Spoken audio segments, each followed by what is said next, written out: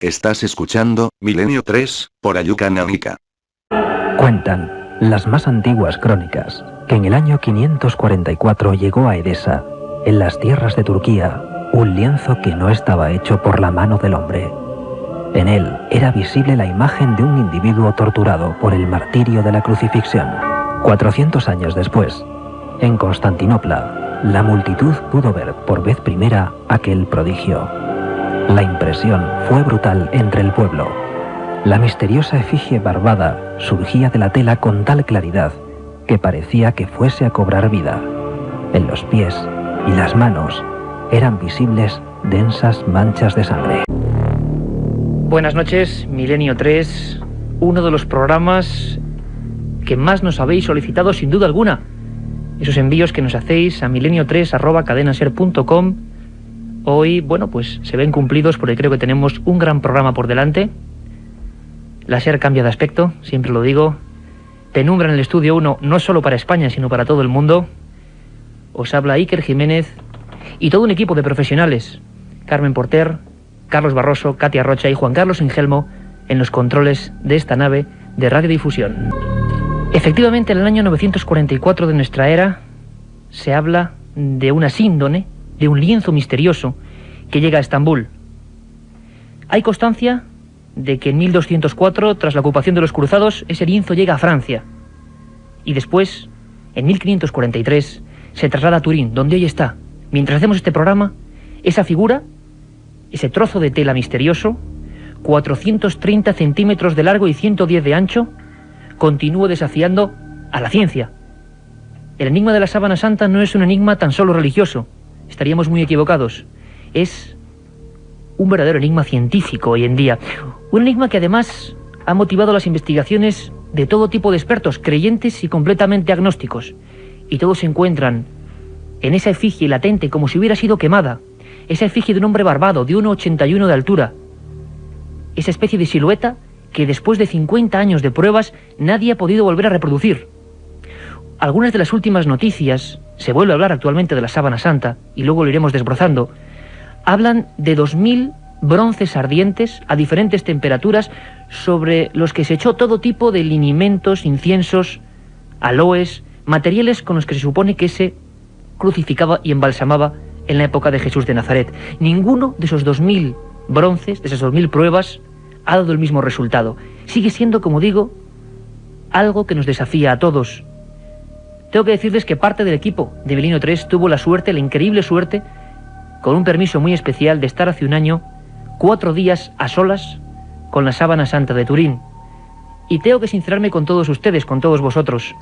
Para mí el enigma de la sábana santa era uno más, algo que me sonaba a viejas reliquias, una historia que, jamás me interesó. Sin embargo, cuando estuve delante de ese rostro, con manchas de sangre, con 712 latigazos grabados de alguna forma en ese cuerpo, mi impresión y mi instinto periodístico varió. Estábamos ante un auténtico misterio. El misterio que hoy aquí vamos a analizar profundamente con los mejores especialistas. El misterio de la sábana santa de Turín. Desde 1950 se sabe que ese trozo de lino, tejido, como decían en Palestina, la forma de cola de pescado, tenía manchas de sangre. Manchas de sangre que en 1982 el doctor Baima Bolone, catedrático de Medicina Legal de Turín, descubre que son del grupo AB. Esa sangre es como distinta a la imagen latente, a la imagen como de una radiografía, que reproduce a alguien muy parecido a Jesús de Nazaret. Sobre las muñecas, no sobre las palmas, hay una explosión de ese líquido sanguíneo que ha quedado ahí, también sobre los pies. Los forenses nos hablan de un retrato falso o auténtico que reproduce exactamente, milimétricamente, el martirio de un crucificado. 50 años de análisis, datos tan estremecedores como el que obtuvo el polinólogo suizo, experto en extraer pólenes en el estudio forense, Max Frey.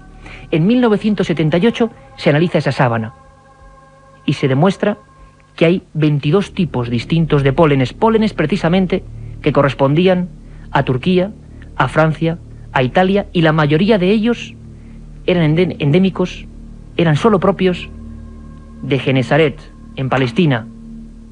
¿Quién había dejado esos pólenes? si fuese un fraude, como hoy veremos que también se especula con ello, del siglo XII o XIII, ¿quién hacía ese fraude siendo consciente de que muchos siglos después el ser humano iba a poder ver con potentes microscopios los pólenes? Un enigma. Falsedad, auténtico misterio. Hoy, se lo aseguro, lo vamos a analizar con todas las consecuencias, aquí en Milenio 3, el programa que nos habéis pedido, el enigma de la síndone.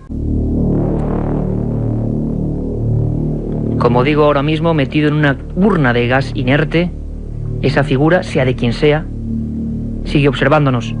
En 1978, el escáner VP8 de la NASA, el mismo que sondeó las primeras imágenes de Marte, pasó 120 horas sobre el lienzo misterioso. Descubrió una cosa sensacional. El dibujo, la mancha, la efigie, lo que sea, no tiene ni una sola traza ni direccionalidad. Es decir, no hay pinceladas, no hay trayecto, es un todo. Nadie lo ha dibujado. No podía hablarnos en este país nadie mejor de este enigma que el padre José Francisco Guijarro, que es capellán del Monasterio de las Descalzas Reales y además, tengo que decirlo, es una de las personas dentro de la Iglesia con más espíritu investigador, luego hablaremos de algunas cosas, que yo me he encontrado en mis años de periodista. Una de las cosas que le apasiona y de lo que más sabe es sobre la sábana santa de Turín. Bienvenido a este programa Milenio 3. Buenas noches y muchas gracias, muchas gracias. Gracias a ti por visitarnos, porque es un tema que hoy mismo algunos periódicos hablaban de la muerte de algunos científicos que en su día postulaban que la sábana santa podía ser un fraude. Es decir, la gente todavía, a día de hoy, tiene muchas ideas confusas, piensa la mayoría de ellos que es un fraude del siglo XII. Pero a mí me gustaría preguntarle algo que a mucha gente sé que le inquieta. Y sé además que usted es una de las pocas personas que puede investigar, y lo ha hecho muchas veces, en ese increíble y magnífico archivo Vaticano. ¿Qué opina el Vaticano? ¿Qué opina la propia Iglesia, o quizá el propio Juan Pablo II, al que usted conoce personalmente, y que estuvo delante de la sábana de Turín? ¿Qué opinión hay al respecto hoy en día sobre este misterio? Bueno, el magisterio de la Iglesia considera que es fundamental en la fe cristiana el hecho de la resurrección de Jesucristo.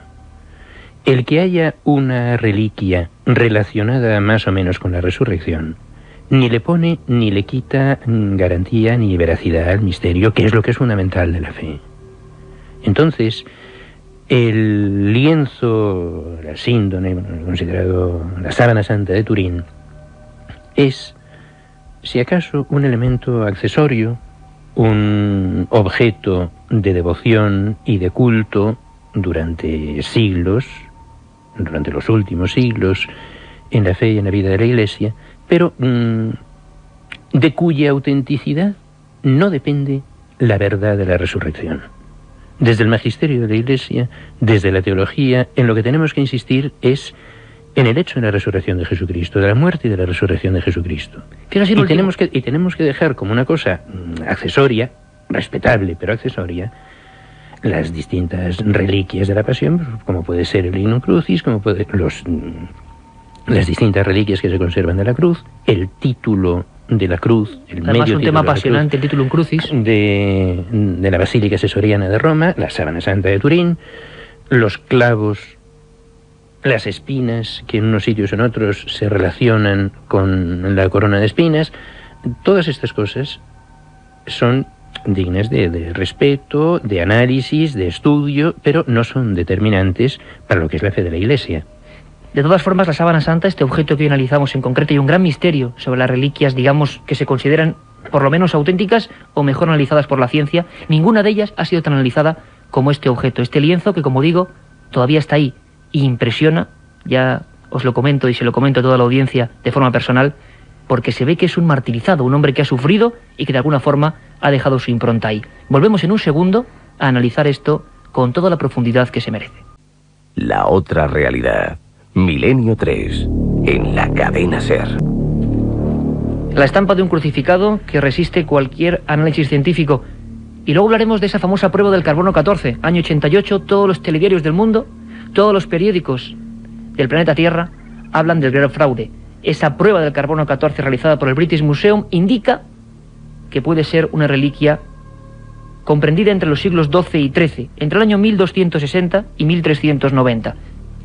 Realmente veremos cómo a día de hoy en el año 2002, aunque los periódicos no informen de ello, se tienen muchísimas dudas, hasta las propias personas que hicieron el informe. Lo comprobaremos con datos. Lo cierto es que ese lino refleja perfectamente a nivel forense lo que fue la muerte de un hombre prácticamente idéntica como la que, según nos cuenta la Sagrada Escritura, le ocurrió a ese hombre tan excepcional como debió ser Jesús de Nazaret. Milenio 3 ha hablado con uno de los forenses más prestigiosos de este país.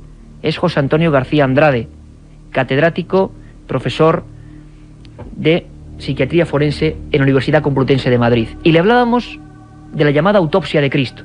Si es cierto que fue un terrible martirio y que la sábana lo reproduce exactamente, con circunstancias tan milimétricas como que el hombro donde se sujetaba una parte de la cruz esté un tanto más herido o erosionado que el otro, como que los latigazos que recorren milimétricamente la espalda de este supuesto individuo sean, tal y como los daba, un llamado flagrum de 2 poleas. Si es un fraude, desde luego es uno de los mayores fraudes de todos los tiempos. Escuchamos un momento a José Antonio García Andrade, profesor de psiquiatría forense de la Universidad de Madrid. Es una muerte cruel porque realmente son muchos los elementos que se van sumando poco a poco en las distintas fases y en las distintas etapas por las que atraviesa la agonía. En aquella época lo importante era que el condenado a muerte, por las causas que fuesen, pues padeciese la agonía lo más cruel posible y lo más larga posible, hasta tal punto que verdaderamente en la muerte de Cristo, con la crucifixión, que curiosamente estaba prohibida a los ciudadanos romanos, era una muerte de alguna forma pues que hacía a los sujetos que la padeciesen algo infamante, ¿no? Y verdaderamente es una muerte en la que predomina un síndrome de ahogo, de asfixia.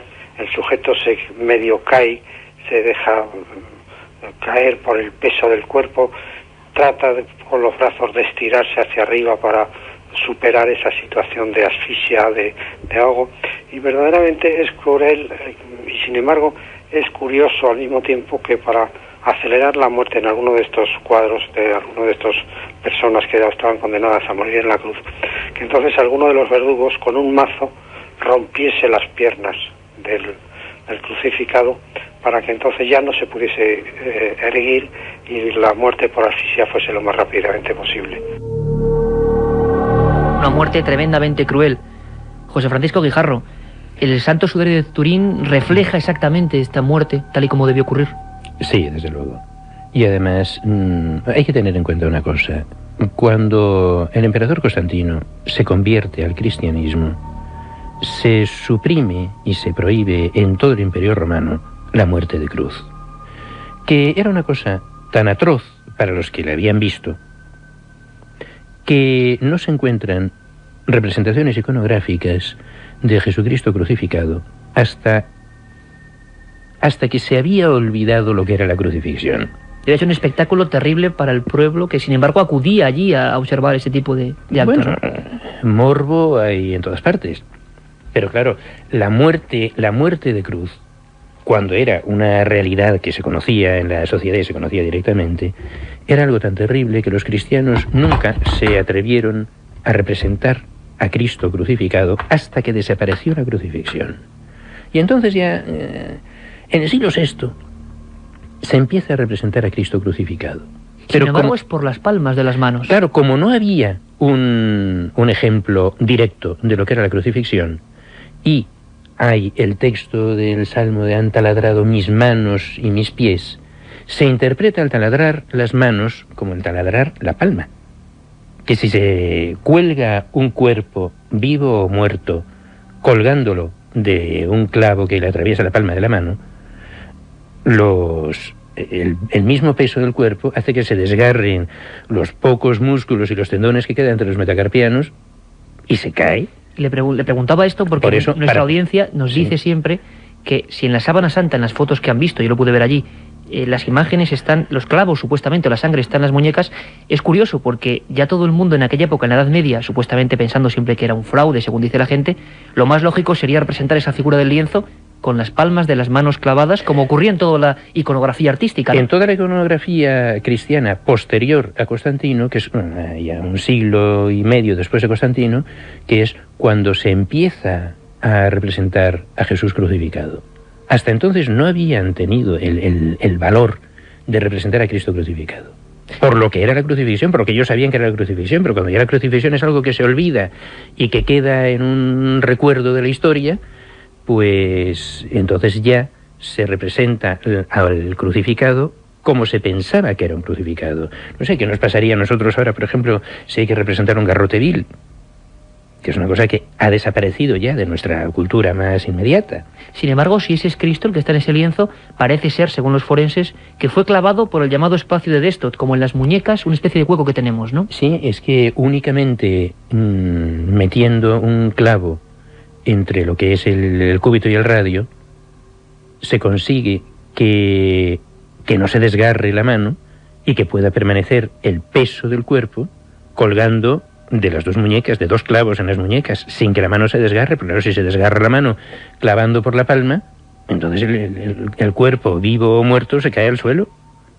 José Francisco Guijarro, es cierto, las investigaciones a día de hoy, la NASA, científicos investigadores completamente independientes, diferentes universidades, siguen haciendo nuevos descubrimientos, aunque no se conozcan la mayoría de las veces. Uno de ellos es impresionante. Es cierto que en uno de los ojos, a nivel microscópico, de esa figura, esa cara barbada, que parece que es la de, o se supone que es la de Jesús de Nazaret, ha aparecido una moneda. No, microscópico no. Se ve una moneda. ¿Y qué moneda es?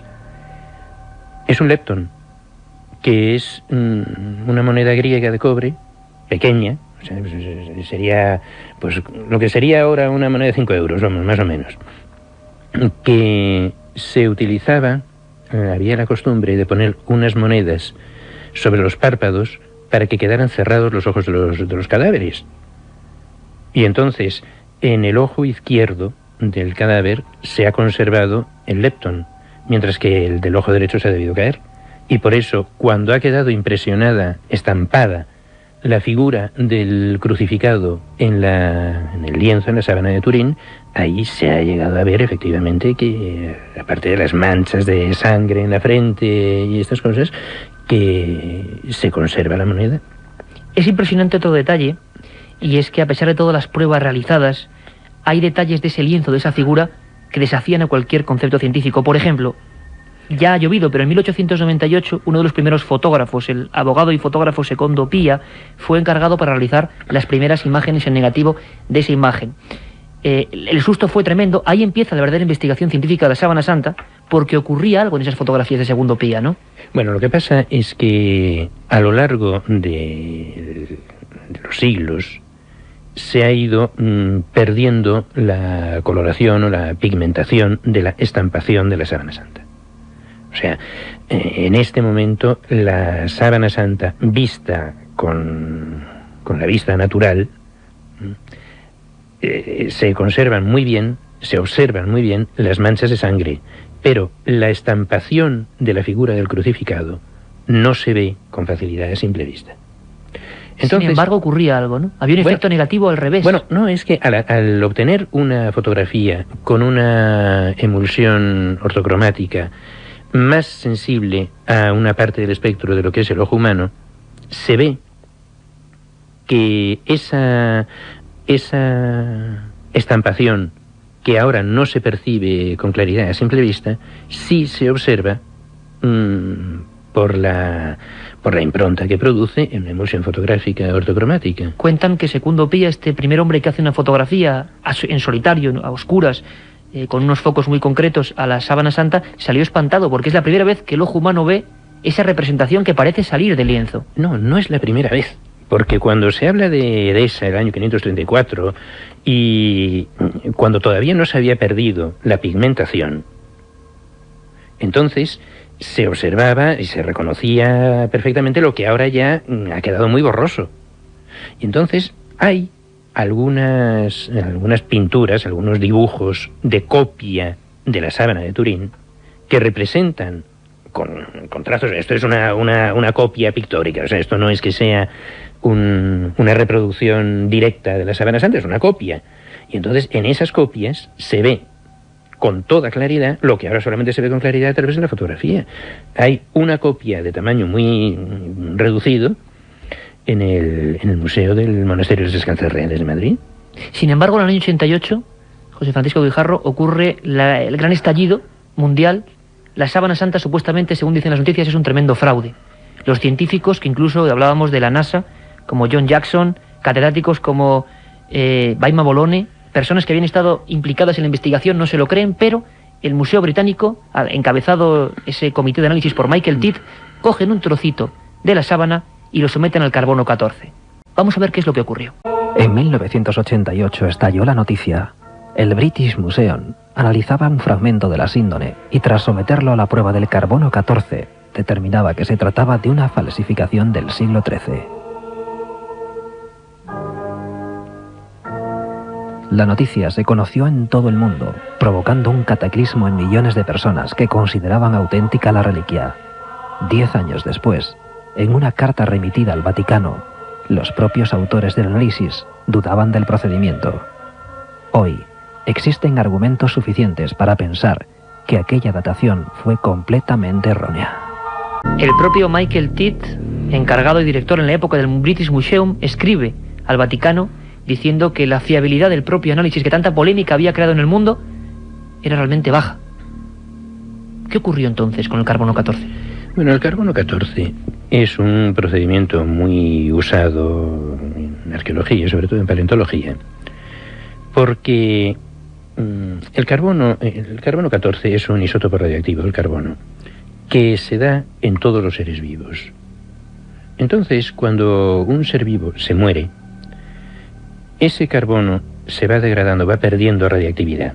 Y con eso se hace una media, digamos, temporal del objeto. Entonces, claro, cuando se encuentra un residuo orgánico de algo, una tela, una madera, un hueso, entonces, según el grado de degradación de la radiactividad del isótopo del carbono 14, se puede calcular con bastante precisión el tiempo que ha transcurrido desde la muerte de ese ser vivo. Entonces, si es un tejido de lino, pues desde el momento en que se cortó la planta de lino.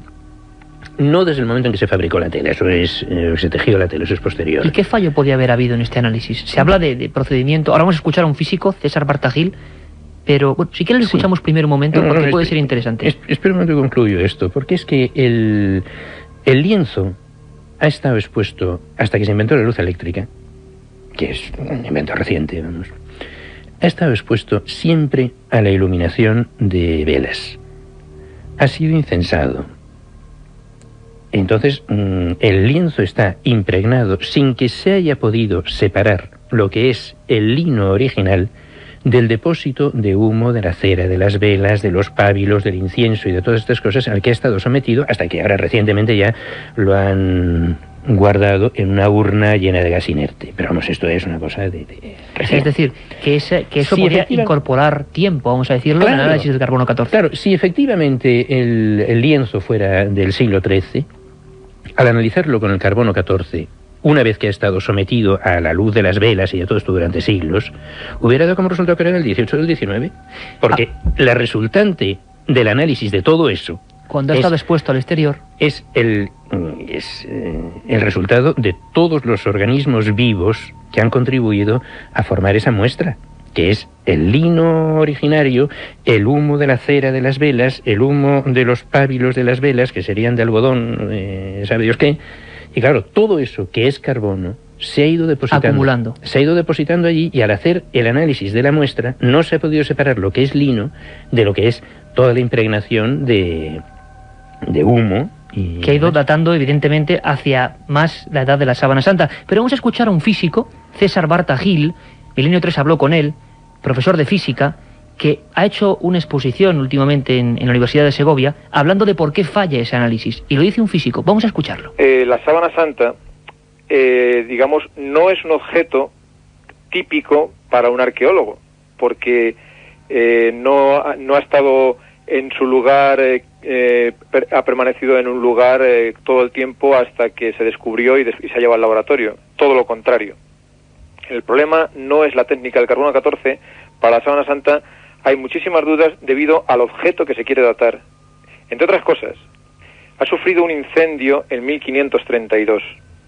Un incendio que lleva las marcas, sí, tiene todavía los remiendos que pusieron las clarisas. Este incendio ha provocado una incorporación de carbono al tejido, al lino, que ya antes de hacer la prueba del carbono 14 se habían detectado. Se llama se habían metido los carboxilos, que vienen del CO2 de la atmósfera y del monóxido de carbono. Y esto, después han comprobado, aunque con discusión dentro del mundo científico, no es que haya un acuerdo pleno, pero se ve que en algunos experimentos que simulan un incendio o un calentamiento de un lino, de un tejido, pues incorpora carbono atmosférico, lo cual ya invalida cualquier intento de hacer una datación por carbono 14. La polémica está ahí. Físicos como César Bartagil niegan rotundamente que sea 100% fiable lo que ocurrió. Y lo que casi nadie sabe, que los propios autores de ese publicitadísimo análisis escribieron al Vaticano diciendo eso, que realmente no estaban del todo seguros. Ese escáner de la NASA, el VP8, ha vuelto a pasar en el año 2000, buscando una cosa que nos daría para otro programa, buscando ADN, ¿no? ADN de la sangre que queda en el lienzo de la sábana santa, digno de novela de ciencia ficción, ¿no? Porque ¿qué podía ocurrir con ese ADN? Y lo que se ha vuelto a descubrir es una cosa sensacional. Pasando el escáner varias veces, este escáner, 120 horas, a las órdenes de 44 científicos multidisciplinares, demuestran que el cuerpo que está ahí, sobre la sábana, es perfectamente tridimensional, que el pómulo, el ojo, la nariz, todo estaba hecho a determinados volúmenes para que, siendo escaneado, diese el retrato de un hombre con volumetría perfecta. Algo realmente impresionante. Sin embargo, en Oviedo tenemos otro misterio. Un misterio que se complementa con el de la sábana santa. Un misterio que lleva mucho tiempo desafiando también a la ciencia. En España hay más de 20 lienzos custodiados en diversas iglesias, pero solo uno ha merecido la atención de los especialistas científicos. Se trata del llamado pañolón de Oviedo. El grupo sanguíneo y otras características antropométricas son idénticas a las del hombre que aparece en la sábana santa. Para no pocos estudiosos, se trata de la improvisada máscara mortuoria que en el año 33 colocaron a un hombre llamado Jesús de Nazaret. Un misterioso sudario, pañolón, que para muchos es la máscara mortuoria que iría en aquel año 33 junto a la sábana santa. Tenemos en Valencia, en Cadena Ser Valencia, nuestro corresponsal Francisco Contreras, que está acompañado de un auténtico experto en esta materia. Francisco, buenas noches. Buenas noches, Iker. Buenas noches a todos los oyentes de Milenio 3, desde la calle Don Juan de Austria, Estudios Cadena Ser en Valencia. ¿Con quién estás, Francisco? Bueno, pues con Jorge Manuel Rodríguez Almenar. Él es el vicepresidente del Centro Español de Sindonología, al cual hay que agradecer que esté con nosotros esta noche porque tiene 38 grados de fiebre y ha hecho un esfuerzo terrible para que todos los oyentes de la cadena SER de Milenio 3 estén al tanto de las últimas informaciones sobre el gran misterio del sudario de Oviedo. Francisco, realmente, primero saludar a Jorge Manuel Rodríguez Almenar, que además ha hecho un fantástico trabajo, que hoy aquí vamos a sortear entre nuestros oyentes, el sudario de Oviedo, un trabajo de investigación impresionante. La pregunta, porque tenemos poco tiempo, pero queremos que la gran audiencia de Milenio 3 se lleve una idea compleja de todo lo que ocurre en torno a esta figura. ¿Qué es el sudario de Oviedo? Bueno, realmente, aparte de decir buenas noches... Por supuesto, igualmente. Buenas noches, Jorge.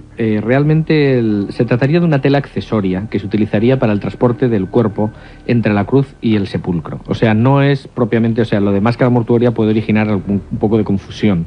Es un pañuelo, simplemente, que se utilizaba para cubrir... Eso es lo que era un sudario. O sea, la sábana, por eso la sábana de Turín no se puede llamar un sudario, sino desde el siglo XX o desde el siglo XXI, porque nosotros ahora confundimos los términos.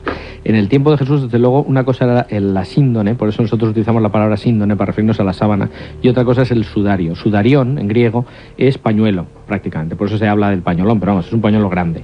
Y esto, no tenía por qué ser algo relacionado con un cadáver. Lo que ocurre es que sí que sabemos, y lo hemos descubierto después de todo este estudio, que era obligatorio, desde el punto de vista hebreo, era obligatorio cubrir la cabeza de un ajusticiado cuando tenía deformado el rostro, y desde luego eso se hacía, igual que en algunas ejecuciones se tapa la cabeza del reo o lo que sea. En el tiempo de Jesús eso se hacía, y lo que hay en Oviedo podía ser perfectamente un lienzo utilizado para cubrir la cabeza y luego para transportar el cuerpo, evitando que caigan los líquido pulmonar sobre todo, mezclado con sangre, encima de los que transportan el cuerpo, o simplemente para recoger también esa sangre, porque hay que tener en cuenta que para los hebreos en la sangre estaba el alma y tenía que quedar con el difunto. O sea que no es propiamente una pieza funeraria, pero sí se utilizaba en determinados tipos de muerte, concretamente en el caso de la muerte de cruz, para el transporte del cuerpo. Desde 1075 está registrada la presencia de ese sudario Y quizá lo más misterioso es, hablando a grandes rasgos, ¿qué similitudes de repente se encuentran o se encontráis los estudiosos y científicos entre ese sudario y la síndrome de Turín? Bueno, desde el año 1075 lo que está es levantada acta notarial. Antes hay referencias muy antiguas, directas o indirectas. Pero, efectivamente, ¿qué similitudes tiene? Pues hay bastantes cosas que tienen puntos de coincidencia, ¿no? En primer lugar, la sábana de Turín, una cosa que llama la atención es que el rostro está bastante limpio. Está bastante limpio. Es decir, hay manchas de sangre, pero pues no... Bueno, pues parecería que tendría que estar más sucio. En realidad, si se ha utilizado efectivamente un lienzo para cubrir el rostro, pues ese es el que ha recogido el líquido y no la sábana, que es la mortaja definitiva. Entonces esto podría ser. Entonces hay manchas de sangre en el sudario que no están en la sábana porque están en el sudario, se quedó la sangre en el primer lienzo. Pero independientemente de que no pueda haber exactamente, bueno, pues nosotros no esperábamos encontrar manchas idénticas, lo cierto es que sí que se han encontrado algunos puntos importantes. Por ejemplo, ¿cuáles serían sus puntos? A eso iba. Es decir, aparte de la impresión general de que hay manchas de sangre arterial donde tiene que ser sangre arterial, o sangre venosa donde tiene que ser sangre venosa, hay sangre que ha salido estando vivo o post-mortem donde tienen que estar, es decir, no hay contradicciones con una hipótesis de que esto haya cubierto la cabeza del crucificado. Por ejemplo, lo que es sorprendente son las coincidencias de las manchas de la nuca, que aparecen en la sábana y en el sudario prácticamente idénticas. Hay un 80% de coincidencia en cuanto a cantidades, en cuanto a colocación, en cuanto además es sangre pues que ha coagulado en el caso de la sábana y el sudario, es decir, ha salido estando vivo, que no tiene nada que ver con el líquido que sale por la nariz y por la boca.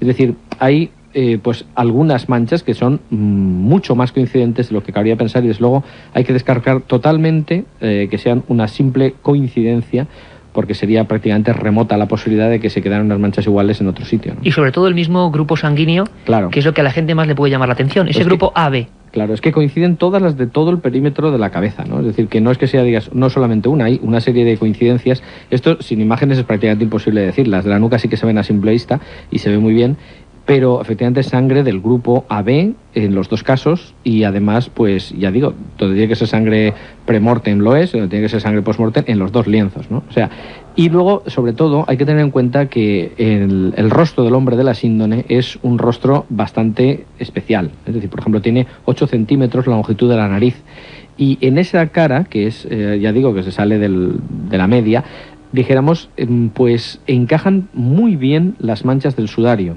Y, por ejemplo, el abultamiento del pómulo derecho que se ve en la sábana, pues eso ha originado una isla del líquido pulmonar, por ejemplo, que coincide exactamente con las marcas del sudario, ¿no? Y es casi como una pieza, para que la gente nos lo entienda perfectamente, como la pieza de un puzzle que en su mayor parte encaja.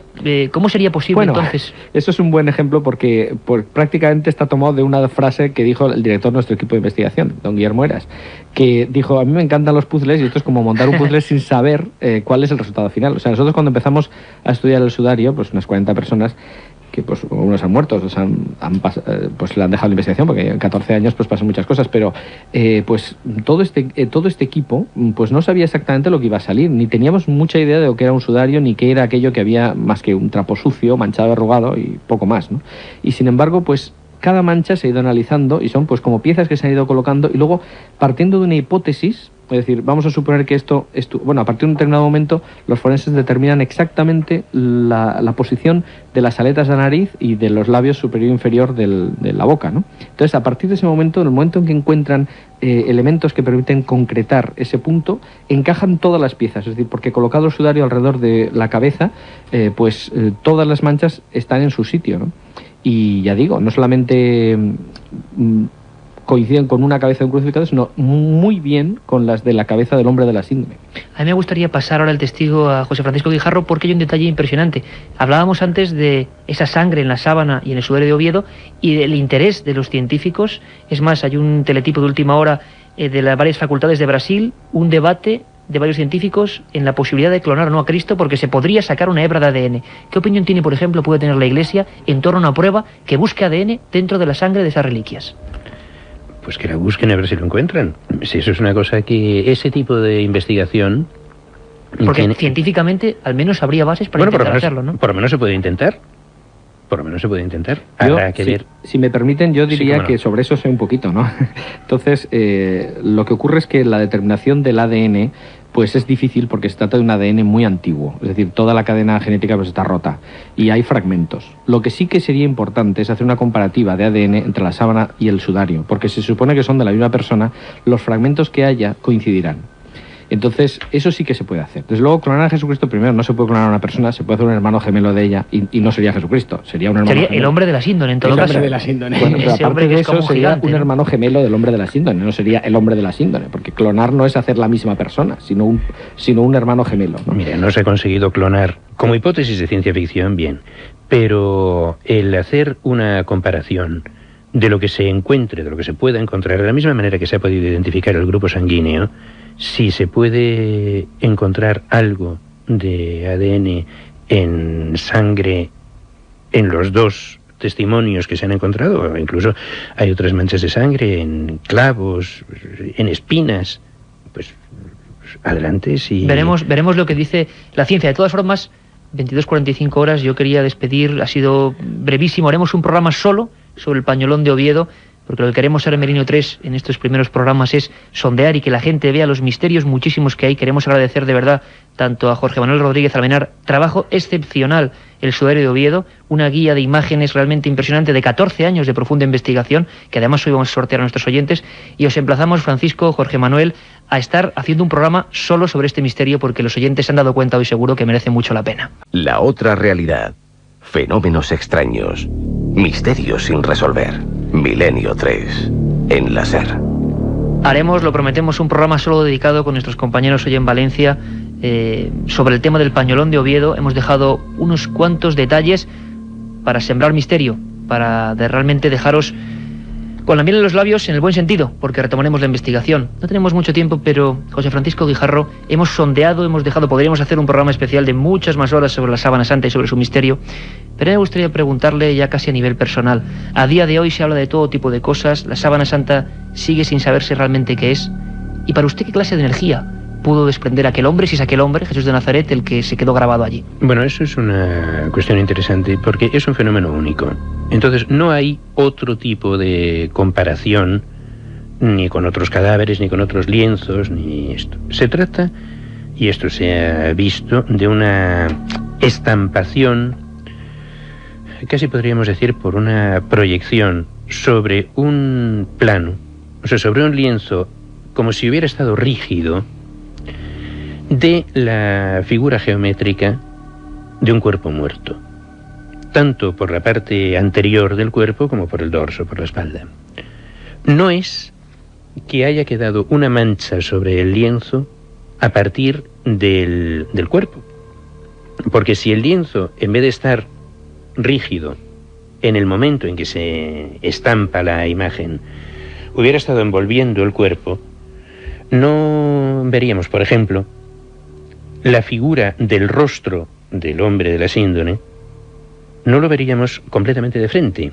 Si el lienzo ha estado sobre el rostro, por el propio peso del lienzo, que es elástico, hubiera caído sobre los lados de la cabeza y sobre las orejas. Entonces, al extender el lienzo, hubiera quedado una figura deformada.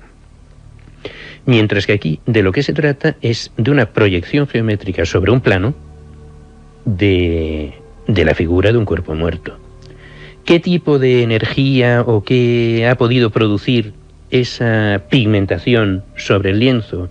Es una cosa que no hay ningún paralelo con el que se pueda comparar. No hay respuestas ahora mismo. De momento es un fenómeno único. Un fenómeno único, con esa palabra nos podríamos realmente quedar. Giuseppe Ghiberti, uno de los personajes del Vaticano que realmente custodia la sábana, habla de energía atómica. Volveremos a retomar el debate porque es realmente apasionante. Ha sido un placer contar hoy con su presencia. Volveremos a hacer un programa especial, pero lo que nos reclama rápidamente ahora mismo es informativo. Hemos visto que había ovnis sobre Washington, hablaremos la semana que viene, unas noticias realmente impresionantes. Ha sido un placer, José Francisco Guijarro. Se nos han quedado muchas cosas en el tintero, pero volveremos sobre ellas. Muchísimas gracias. Y ahora, como siempre, el informativo de Milenio 3.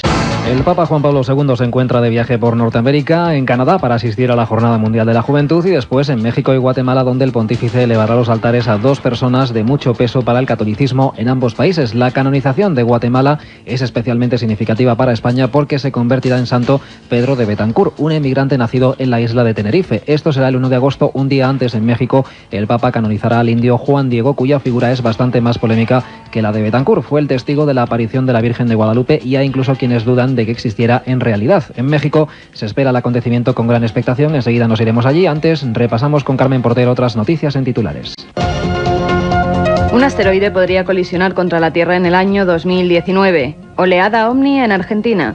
Extraños seres vestidos de negro aterrorizan a los vecinos de Palmira, Colombia. En Guatemala y en México se preparan para acoger dos eventos importantes, la canonización de dos figuras muy relevantes en ambos países, el canario Pedro de Betancourt en Guatemala y el polémico Juan Diego en México. Nos vamos a quedar en México, escenario de la primera de ambas canonizaciones, porque el país ya vive intensamente las jornadas previas a la llegada del Papa. Corresponsal de la SER, María José Ajejas. El Papa viene a México a canonizar al primer santo indígena que va a tener la Iglesia y todo está preparado ya para recibirle con el alborozo que este pueblo, que es profundamente católico, le ha mostrado en las 4 ocasiones anteriores que ha visitado el país. El fervor está una vez más desatado entre los mexicanos, como lo está también la mercadotecnia que la Iglesia ha preparado para el acontecimiento, desde camisetas hasta botellitas de agua bendita con la imagen de Juan Diego, pasando por un disco que contiene el tema Águila que ama, que es la canción oficial encargada por la Iglesia mexicana, de la que hay hasta un videoclip y que se puede comprar por internet. Todo esto para un santo de cuya existencia dudan no pocos fuera de la Iglesia católica. Historiadores de prestigio han llegado a la conclusión, tras sesudos estudios, de que no hay ninguna prueba de que Juan Diego fuera un personaje real. También es objeto de polémica la imagen de él que la Iglesia mexicana ha adoptado con motivo de su canonización, porque a pesar de ser un santo indígena, en pósters y estampillas se le presenta con barba y con rasgos blancos. Un psicólogo americano está investigando las causas de los estigmas, esas señales que aparecen misteriosamente en el cuerpo de algunas personas y que se corresponden con las heridas que supuestamente sufrió Cristo cuando fue crucificado. Carmen. Según el psicólogo Mario Martínez, las creencias espirituales afectan a la biología y al sistema inmunológico, por lo que en muchas ocasiones los estigmas pueden ser la causa del poder de la mente. Las personas que tienen estigmas experimentan un conflicto físico-espiritual y a menudo reflejan sus creencias en estas heridas. Aunque las investigaciones arqueológicas han revelado que los crucificados eran clavados en la cruz por las muñecas, hasta el momento los estigmatizados sufrían estas heridas en las palmas de sus manos. Pero según aseguró Martínez, ya ha podido estudiar a personas cuyos estigmas surgían en las muñecas. Lo hemos conocido esta semana. Astrónomos estadounidenses han advertido de la existencia de un asteroide que al parecer se dirige hacia la Tierra. En teoría, las posibilidades de que impacte contra nuestro planeta son muy remotas, pero de producirse podría llegar a destruir la 1/4 parte del globo terrestre. Los astrónomos del Centro de Astrofísica de Massachusetts han solicitado ayuda de otros investigadores para poder calcular con exactitud su trayectoria, a pesar de las escasas posibilidades de que se produzca el impacto. El asteroide 2002 NT7 se encuentra a más de 100 millones de kilómetros de la Tierra y mide 2 kilómetros de largo, por lo que si colisionara podría destruir una 1/4 parte de la Tierra y crear una nube de polvo y residuos que oscurecerían el cielo durante años. Del espacio también nos llega nuestro siguiente protagonista, o al menos eso dicen quienes han sido testigos del fenómeno: la aparición en la provincia de Buenos Aires, en Argentina, de un objeto volador no identificado que incluso ha sido grabado en vídeo. Ya hay expertos que están analizando esas imágenes. Informa la corresponsal de la SER en Argentina, Isabel Cuevas. Varias personas aseguran haber visto un extraño objeto luminoso que se movía a gran velocidad y que identificaron con un ovni en la provincia argentina de Buenos Aires. Los testigos, uno de los cuales grabó con una cámara casera el fenómeno durante 15 minutos, han señalado que pudieron ver una luz blanca muy potente y de forma circular, con una base plana y el tamaño parecido al de un automóvil. Esta luz, en cuyo interior se distinguía un círculo oscuro que giraba, fue vista por primera vez hace más de una semana por varios vecinos y policías, cuando permaneció detenida por un tiempo sobre una casa abandonada de la localidad de Gobernador Ugarte. Días después fue grabada por un productor agropecuario que la pudo ver en un campo cercano a su casa cuando ya había anochecido, ocasión en la que se movió horizontalmente y después subió y desapareció a una velocidad asombrosa. Estas imágenes han sido emitidas por un canal de televisión y un experto de la Federación Argentina de Omnilogía ha acudido al lugar para investigar. Algunas versiones periodísticas señalan que el experto no ha querido opinar todavía sobre el asunto y que al parecer ha accedido a un fragmento de la filmación que no ha sido dado a conocer públicamente y que revela más datos sobre el caso. Científicos australianos han encontrado un calamar gigante de unos 250 kilos de peso en una playa al sur del país. Criaturas como esta, que provocan el asombro en aquellos lugares en las que son descubiertas, podrían haber fomentado las leyendas sobre monstruos de las profundidades marinas que inspiraron novelas como 20.000 leguas de viaje submarino de Julio Verne. El calamar gigante que encalló en la isla de Tasmania pesa alrededor de 250 kilos y mide más de 20 metros. Los especialistas del Museo de Tasmania creen que se trata de una nueva especie, ya que cuenta con unas largas tiras de músculos adheridas a los 8 tentáculos, que miden miden entre 15 y 18 metros. Los calamares gigantes normalmente poseen 2 tentáculos menores que utilizan para llevarse el alimento a la boca y este no los tiene. Estos animales viven en profundidades de más de 500 metros y han sido vistos en todos los océanos del mundo, aunque nunca se había hallado una especie tan peculiar como la encontrada en Tasmania. Y como siempre hay otras noticias que contamos ya de forma breve. Científicos brasileños descubren los restos de un gran reptil volador de la época de los dinosaurios. El pterosaurio, según los investigadores, vivió hace 110 millones de años. Tenía una cabeza de 1,42 metros de longitud en la que se alzaba una gran cresta huesuda en forma de V y podía llegar a medir 5 metros. Por la forma de sus mandíbulas, que terminan en un pico con forma de tijera, se piensa que volaba casi rozando la superficie con la mandíbula parcialmente sumergida para capturar los peces que le servían de alimento. Y ya saben lo que dicen las meigas, a ver las ailas. En Colombia varias personas aseguran haber visto a una bruja típica sobre el tejado de una casa vestida de negro y con dientes grandes y brillantes. Según los vecinos de Palmira, Colombia, una mujer vestida de negro apareció sobre el techo de una de las casas, saltó hasta un árbol que se encontraba en el patio de la vivienda y miró a la gente que allí estaba reunida de manera desafiante. Los testigos aseguraron que se trataba de una bruja y que tenía unos dientes amarillos y grandes que le brillaban con la luz. Ante el revuelo que se formó en torno a la entidad, tuvieron que acudir varios agentes policiales para calmar los ánimos. Con esta historia de brujas despedimos el mes de julio en Milenio 3. La próxima semana más noticias y asuntos que nos depare la misteriosa actualidad alrededor de todo el mundo. Los mails siempre, Carmen, ¿a dónde? milenio3@cadenaser.com, milenio3 con números, siempre lo digo, @cadenaser.com. Hasta aquí nos ha llegado un mensaje de Cristina Gutiérrez García que nos dice si podemos hablar de los mensajes ocultos en los discos de rock.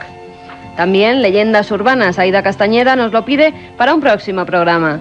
Zombificaciones en Haití. Y tendremos además un programa especial sobre esto con un reportero que ha estado 3 años viviendo con los zombies de Haití.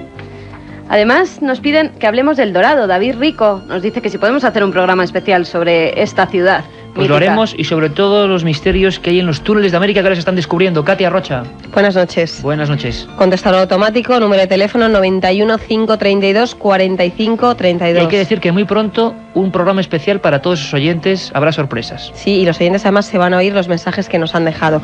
Los ganadores del libro que regalamos la semana pasada, Operación Al-Ándalus, de Juan Jesús Vallejo, han sido Javier Caldillo, de Salamanca, Torcuato Montero, de Granada, José María Morán García, Amparo Chachío Peláez y María Ángeles Ita. Esta semana regalamos 3 libros del Sudario Oviedo, guía e imágenes, editado por Ediciones Universidad de Navarra. Un trabajo excepcional, las noticias muchísimas, recuérdenlo, hoy alerta OVNI y 2F-16 sobre Washington. Hablaremos de ello, sean felices en estos 7 días.